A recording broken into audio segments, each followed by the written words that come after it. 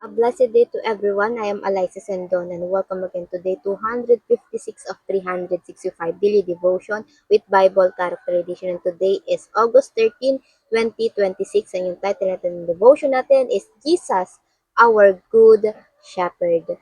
And yung character natin is still si Prophet Zechariah and yung prophecy niya about Jesus Christ. And sa chapter 9, ito nga tinalaki natin yung coming of Messiah. And ngayon, sa chapter 10, ating pag-uusapan yung Good Shepherd na kanyang pinrophesy. And dito nga sa chapter 1, it says, "Ask the Lord for rain in the springtime. It is the Lord who sends the thunderstorm. He gives shower of rain to all people and plant of their field to everyone." And dito sabi dito, kay Yahweh kayo humingi ng ulan para sa mga pananim. Ayun yung mensahe para sa mga Israelita na nag-uumpisa ulit sa kanilang buhay sa Jerusalem after nga nilang ma-depart or deportation in Babylon. But the problem is that they ask for other God, especially to those gods of fertility. Kaya nga dito pa lang sa unang-una pa lang sabi, ask the Lord for rain. Kasi ang Diyos ang siyang nagbibigay ng ulan para sa kanilang mga pananim, para sa kanilang mga pangangailangan, ang Diyos ang nagbibigay. Dito sa verse 2, sabi, the idol speak deceitfully. Ito yung mga idol, ito yung mga God and goddesses nila. And the diviners see vision that lie. Ito yung mga leaders, diviners. Sila yung nagpapakita ng mga vision nila pero hindi naman talaga totoo yung mga nakikita nila. They tell dreams that are false. They give comfort in vain.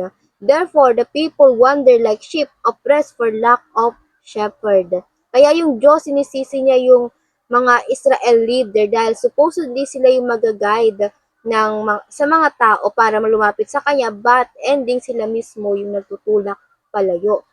Diviner, sabi nga, diviner see vision that lie. Sila yung nagsabi ng mga hindi makatotohanan. Kaya yung mga tao ay parang mga tupang ligaw. And this is what God promised. Nakita na to ng Diyos na nagkakandawalaan yung mga tao, napapalayo yung mga tao sa Diyos. So the Lord will come to shepherd His flock. Ayun yung promise ng Lord. Sa verse 3, sabi, my anger bursts against the shepherd and I will punish the leader. For the Lord Almighty will take care for His flock, the people of Judah, and make them like a proud horse in a battle. So ang Diyos may pagkalinga sa mga tao talaga. Hindi niya hayaan na patuloy lang nagkakandawalaan yung kanyang mga tupa. And dito sa ating mga katuruan, number 1, we are lost sheep wandering in the wilderness. Kasama tayo doon. Hindi lang ito noong panahon bago si Jesus Christ. Dumating si Jesus Christ because of us. Kasama na rin tayo doon sa kanyang iniligtas, sa mga tupang minsan ay nawala. Without Christ, we only leading ourselves to somewhere na nakikita nating mabuti. Christ is our good shepherd, the good shepherd of humanity. And in the scripture, makikita natin na si Jesus leading people to the green pasture. But there are sheep na gusto talagang lumayo and ended up napupunta sila sa mga batuhang lugar na kung saan sila ay maghihirap.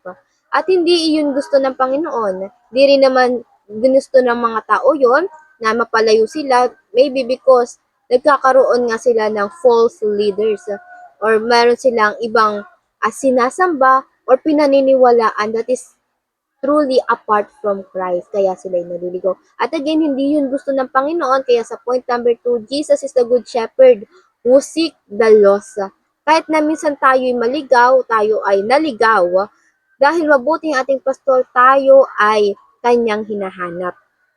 Hindi man natin ma-recognize yung pangangailangan natin kay Kristo, simula't una, hinatagpo niya tayo. Hindi natin hinahanap ang Panginoon dahil tayo ang hinanap ng Panginoon. Kaya minsan sa buhay natin, guilty tayo na tumawag sa kanyang pangalan. Lalo na kung tayo ay kumakaharap sa iba't ibang problema, pagsubok sa buhay.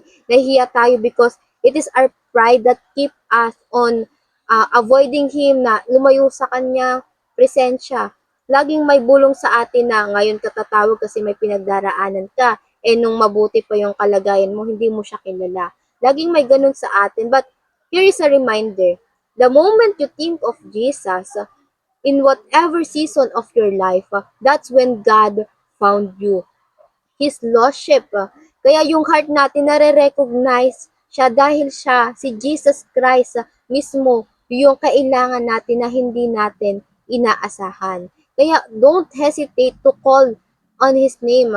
Kasi ang Diyos, tinulungan niya tayong ma-recognize siya. Hindi yun biglaan lang na tingin natin, hindi naman tayo pakinggan ng Panginoon. And point number 3, the good shepherd save, protects, and provides. Ikaw na natagpuan na ng Panginoon, ikaw ay kanya nang iniligtas sa buhay mong makasalanan. Sa pagiging a lost sheep na iligtas na tayo. Kaya ikaw ay kanyang poprotektahan at sa kanyang kamay, kanyang ibibigay lahat ng iyong pangangailangan. Kahit hindi mo pa hingin ito sa Panginoon, kahit hindi mo pa ma-recognize yung pangangailangan mo talaga. And dito nga, binabalik tayo sa Psalms 23, the Lord is my shepherd. I have all that I need. And sa scripture nga natin, unang-una pa lang, sinabi na ng Panginoon, ask the Lord. Sa Kanya lang tayo tumawag. And application, paano ba natin ito maisa sa buhay? Number 1, admit that we are lost apart from Christ. So, this is not an accident na umabot ka kahit sa punto na ito ng devotion. The first thing we must do to be healed is admitting. Bakit? Dahil sabi nga ni Jesus, ang isang tao na tingin niya sa sarili niya ay magaling na siya, hindi niya kailangan ng isang doktor. Ngayon, kung ikaw sa tingin mo ay hindi ka ligaw, tama lahat ng desisyon at plano mo sa buhay, you will never need Jesus in your life.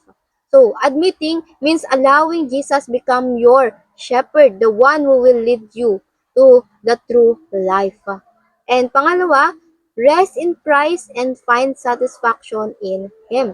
Sa Matthew 11:26, kahit na pagod ka, sabi ng Panginoon, come to me, all you are weary and burdened, and I will give you rest. Even when you once lost, never forget that He Himself offer rest to you dahil natagpuan ka na niya. Huwag na tayong magpakalayo-layo pa. And pangatlo, trust that shepherd to save, protect, and provide. Tayo'y nasa kanyang kalinga na. And yung save, protect, and provide, yung provision, we could only experience this when we accept Him. Mula sa puso natin, buong buhay natin, tinatanggap na natin ang Panginoon. Kapag tayo bumalik na sa kanyang kalinga. And God can take care of you more than you can take care of yourself. That's our shepherd. Napakabuti ng ating Panginoon. Kaya tayo ay ibigay natin yung buong trust natin sa Kanya.